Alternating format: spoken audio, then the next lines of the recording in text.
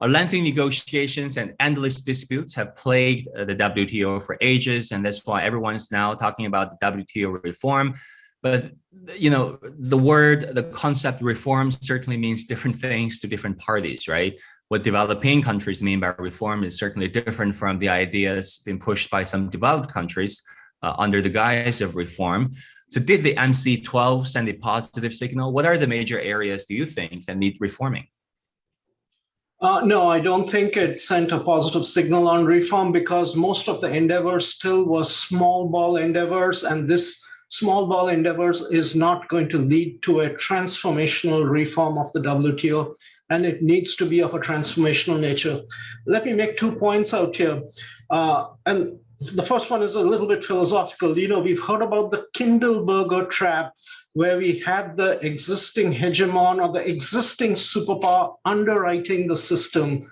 And the United States, when the Kindleberger trap was put out, it was with regard to the transitional phase when Britain was unable to carry the burden of underwriting the international system, and the US was not ready to do so. And we are facing that sort of situation today, where the United States is rejecting bearing the burdens of the international system, which it had underwritten since the Second World War.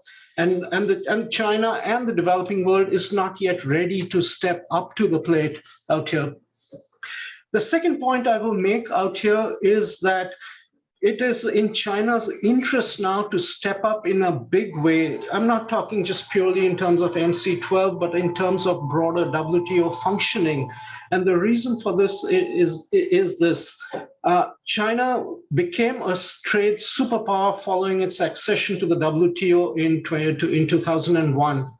China is now a trade superpower. China now needs to become a trade and investment superpower also in the international system. To become an investment superpower, we need rules, detailed rules on investment and industrial subsidies, etc., and industrial policy within the WTO, so that disciplines and actions are constrained by rules and embedded in rules. And it is in China's interest, because China is going to become a gargantuan trade and investment superpower. And these rules will anchor not just China, but the international order.